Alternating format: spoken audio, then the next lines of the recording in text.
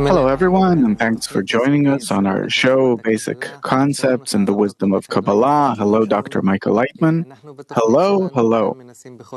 On our show, every time we're trying to take a certain concept from the endless world of the wisdom of Kabbalah and explain it in the simplest way for it to touch the heart of any person who takes interest in this wisdom. Dr. Laitman, you're very well known. You have thousands of students all around the world. But in order to begin our talk from the very start, I want to take you many, many years back to that very first moment where you met your teacher, the Rabash, the great Baruch Shalom Alevi Ashlag, the son of the great Yehuda Ashlag, the master of the ladder, Baal Shulam. And if you can go back to that picture where you saw him for the first time, when you met him for the first time, did you feel that he is a Kabbalist? I didn't know that it's really called Kabbalah. And what is a Kabbalist? I just wanted to know. I didn't know what does it mean to attain. But I came from the field of science. I finished university, etc.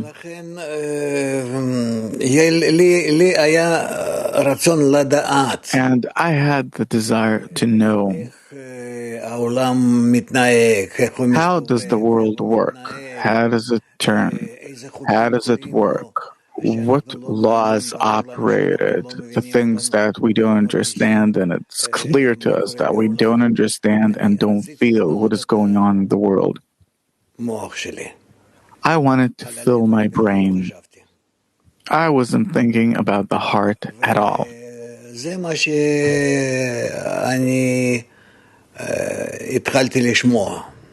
And this is what I started hearing. And so my hearing was very single-sided, distorted, because I was searching for wisdom.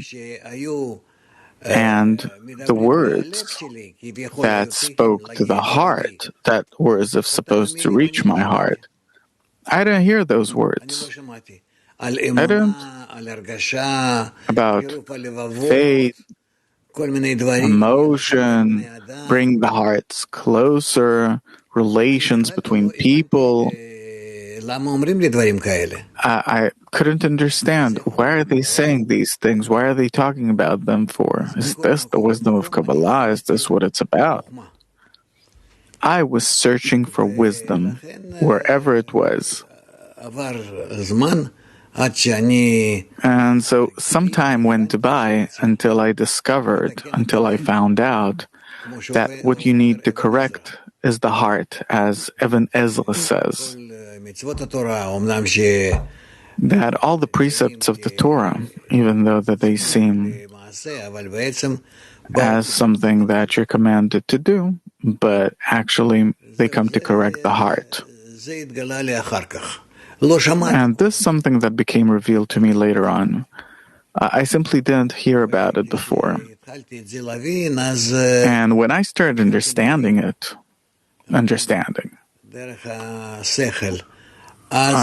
through the mind,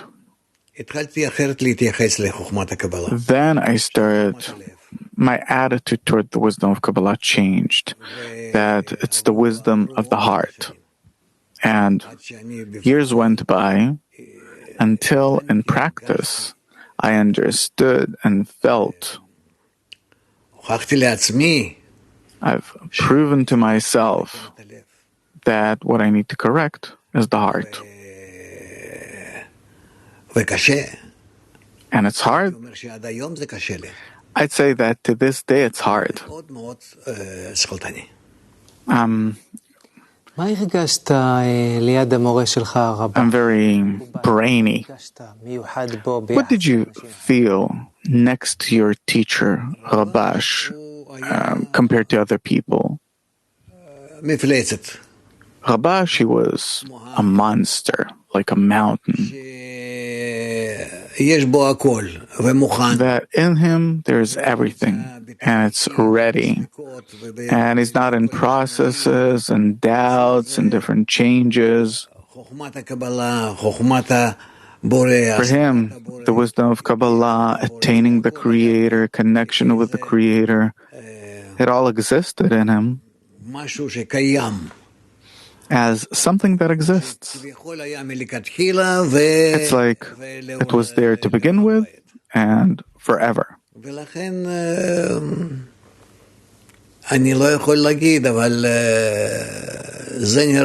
so I can't say, but it seems to me that it's something that you can't grasp, how whole, perfect he is, how whole and complete he is, how he's in these things already,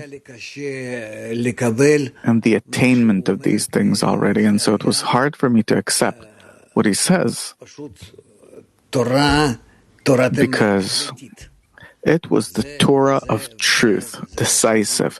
This and this and this and this, that's what you need to do. And then, accordingly, you attain, understand, feel. It was not simple, not simple. And again, a lot of time went by until I started understanding that he is talking to my heart and not to my mind. What can you do? That's, everyone has their own path. What does it mean to be a Kabbalist? To be a Kabbalist, it means to reach an inner education, an inner correction, the correction of your desires, qualities, traits, thoughts, that they will all be directed toward the attainment of the Creator, toward identifying with Him, and to the measure to which you identify, then a person starts receiving the qualities of the Creator, and in these qualities he starts attaining the essence of the Creator, bestowal, love, connection. Things don't exist in our world. If he's a Kabbalist, then how can you depict that image called Kabbalist, a Kabbalist? How do you envision it? A Kabbalist is he who all the time aspires to be like the Creator, become like the Creator. That he wants to see himself in the same qualities as the Creator, like a child looking at his dad, wanting to be like his dad. So someone who studies, learns from the Creator is called a Kabbalist. What tells a Kabbalist from an ordinary person apart? An ordinary person simply doesn't want it. A person wants to know in his intellect, and a Kabbalist is someone who understands that only through changing his inner qualities, as a result of them changing in him, can he understand, according to the change in qualities that he has, who he is, who is the Creator, and what is the difference and distance between them and the changes which he attains accordingly. Where's the line that what separates, tells an ordinary person from a Kabbalist apart? What tells them apart? An ordinary person wants to know what is he living for, how to have a better, more comfortable life, how to get to know, how to better get to know the world that he's living in order to have things his way. He follows his qualities, his senses, corporeal senses, vision, hearing, smell, taste, touch that he's born with and develops in. And he also needs the wisdom of this world in order to better see this world and succeed in it. Whereas a Kabbalist has both different goals and also different means. He wants to see the world the way the Creator does, the way the Creator does it, the way the Creator sees and understands the whole of reality, and therefore he needs the same qualities as the Creator has in order to adhere to Him, to become like Him. And that's a big difference between a Kabbalist and an ordinary person. What does it mean to acquire the qualities of the Creator? You're saying that a Kabbalist is someone who acquires the qualities of the Creator. What does that mean? To acquire the Creator's qualities means that the Creator, He is entirely the force of bestowal, the force of love, the force of connection. So, someone who takes it upon himself, who accepts this kind of goal that he wants to attain, love, bestowal, connection, then he gets these qualities, the qualities of the Creator, and therefore he's called a Kabbalist. Okay, I want you to take me to that moment where a person's status changes. Up until now, he was not a Kabbalist, and now he became a Kabbalist. What is this transition? What happens in that transition point? That we have qualities, each one of us. And a person, in order to become a Kabbalist, he needs to try and change his qualities to the way it exists in the Creator. What does he feel? He feels how different he is from the Creator. And he needs to depict to himself what kind of changes does he need to go through in order to be like the Creator. If he succeeds at it, then the first moment that he becomes like the Creator, what does he need to feel that he didn't feel before? What turns him into a Kabbalist? What opens up before him? A perception of the so-called upper world. The upper world is the world of bestowal, love, connection, a world that is opposite to our own, qualities that are the opposite of what we have. And from that moment on, he is called a Kabbalist. How does he know that he became a Kabbalist? That he resonates? What's the indication? How does he know? He knows according to what he discovers, that in these qualities of bestowal that he wanted to reach, that he wanted to annul his ego and connect to others. In our case, it's 10th group, that where he annuls himself from being similar to them as much as he can in heart and soul. And then, in his inclination toward others, he starts feeling that qualities that are becoming revealed in him, qualities of love, of connection and love. And he sees that these are superior qualities. And that's how he starts discovering the qualities of the Creator. And from that, he reaches an understanding of what does it mean to be like the Creator. Usually, when we hear about this concept, we hear about the concept of a Kabbalist, we think about someone who's constantly reading, some ancient books. Maybe he writes charms, gives blessings. I don't know. Is this what a Kabbalist is like? That he's reading books all the time, that's true. But not that this is actually his occupation. It's a means, so that through these texts he will be able to further and further enter the qualities of the Creator, understand them, and then to stabilize them inside himself. And that way, or this way, is how he discovers the Creator in him. What about different charms, amulets? No, that's completely unrelated to the wisdom of Kabbalah. These are things that were invented by people, and it has nothing to do with the wisdom of Kabbalah. The wisdom of Kabbalah is that I get the quality of bestowal, of love, connection. That which is the opposite of our ego, and in these qualities I all in all depict to myself, I start gradually feeling. In these qualities I start feeling, what does it mean to have the opposite form, an opposite nature to the one that I was originally born with. And the opposite nature is bestowal and love. How can I tell if someone's a Kabbalist? You can't.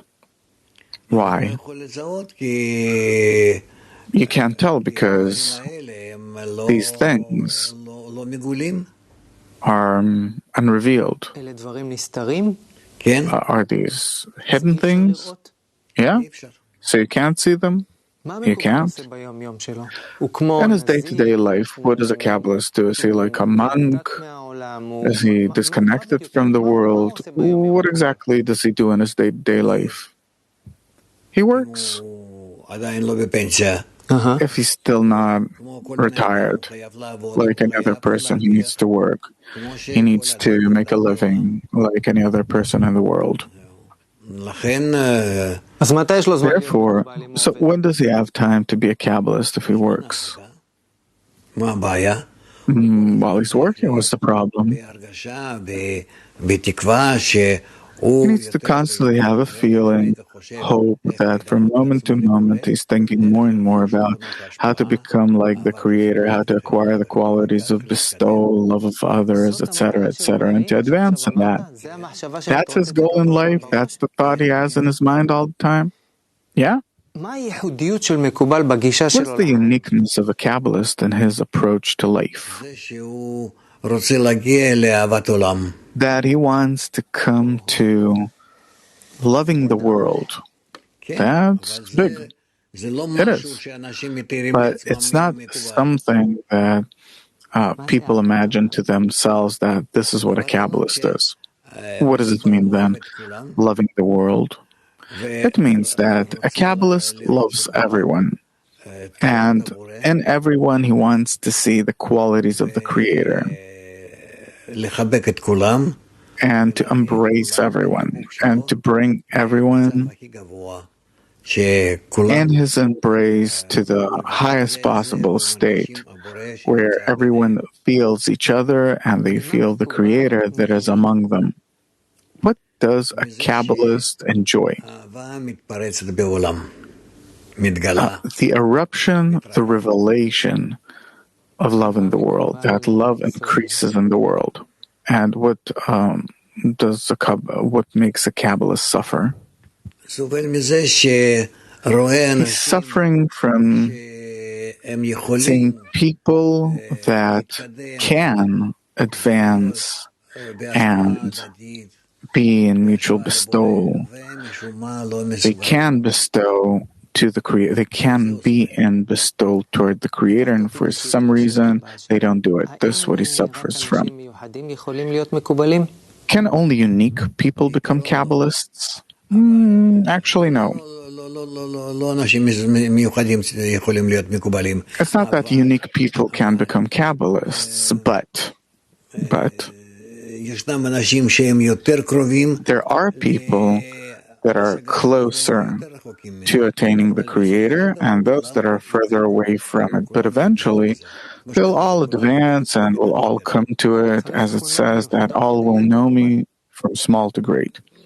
Do you need special qualities to be a Kabbalist? No. It's called the point in the heart, that in man's desires there is one special inner desire that is very deep, that is very deeply rooted in our desires. It's hidden from us. It's hidden from ourselves, and we need to reveal it and somehow awaken it, reveal it, and in it we will feel the revelation of the Creator. If I start taking interest in the wisdom of Kabbalah now, how can I know whether I myself can or can't be a Kabbalist? Anyone can be. Okay. What forces does a Kabbalist have? The desire to receive that exists in him as in any other living being, and the desire to bestow that he develops by the wisdom of Kabbalah, and so comes to him a force from above called the desire to bestow. What is that? Bestow, giving, participating in the sorrow of another, something that exists outside of his body, that he starts feeling the desires of others, the thoughts of others. What abilities does a Kabbalist have that other people don't? What can he do? He can perform actions against his ego. Is a Kabbalist in connection with God, with the Creator? To the measure to which he is above his own ego, he's connected with the Creator. And how do they communicate? According to equivalence of form that exists in the Creator, and that in the Kabbalist exist the same forms of bestowal. What is the role of a Kabbalist in the world? To bring more force of bestowal and love into the world, and to cause ordinary people the ability to also advance toward the Creator. A Kabbalist is like it's written in the Bible about the prophets, judges, the people who led the nation, something like that. Can you give me a definition of what is a Kabbalist? A Kabbalist is a person that performs different actions, certain special actions, by which he brings himself closer to the same form of the Creator. Form meaning that in a person there is the will to receive, and he creates a form of the desire to bestow over it. The word itself, Kabbalist, what does it come from? Mekubal in Hebrew. From the word Kabbalah, reception. Kabbalah comes from the desire to receive, our nature. So, whoever knows how to work with his desire in order to become like the Creator is called a Kabbalist.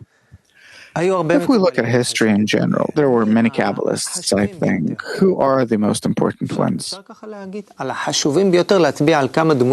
Can we point at a few of them? Depending on through which criteria do you look at it. It could be starting from Adam, Abraham, etc. Meaning, there were many Kabbalists, both back then and also in the time of the Tanakh and the Gemara, and the first ones and the last ones, Rishonim and the Achronim, they were all Kabbalists, and we know about them, we somehow know them, and until now. How does a person become Kabbalist? A Kabbalist means a person who acquires the quality of bestowal above the quality of reception that he gets from nature, that he has acquired a form of tzimtzum, restriction, masach, screen, or choser, reflected light, different discernments, over the egoistic desire that he was born with like everyone else, and then he knows how to work with his desire to receive, with his ego in a corrected way, with the intention in order to bestow. How long does this process take since a person starts studying the wisdom of Kabbalah and until he becomes a Kabbalist? Different for everyone. What's the indication that I'm developing in the right direction? The indication could be external, that you are advancing in the right society, that you're included in the correct group, as Bala Sulam writes in the article of the freedom and Matan Torah. And later on, you're included in those people together with which you advance to become a Kabbalist. And that's how you advance. On the way, in order to become a Kabbalist, will I have to concede something, give something up? You will need to concede, but it's like in anything else that you're engaged in, that you will need to make this goal stand out compared to other goals. If I'll invest my time in becoming Kabbalist, what will I get from it? What you gain is love. That you start loving people, others. Through them, you reach love of others. Through them, you come to loving the Creator, and then you acquire the same quality as he does. Unfortunately, our time's almost up. You explained plenty of things about what does it mean to be a Kabbalist. What do you wish me in my spiritual development in relation to the concept of being a Kabbalist? I wish anyone who hears me to understand that a Kabbalist is actually the degree that is ahead of us, ahead of all of us, and that we can reach it, and then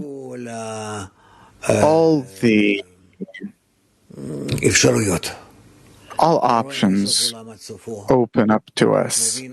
As it says, one sees from the end of the world to its end, understanding everything that goes on. There's nothing that is hidden from him, but everything is revealed.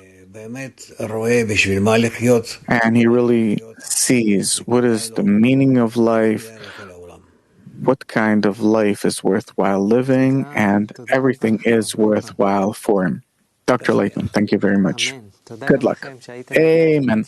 Thank you for being with us. Till next time, we wish you all the best.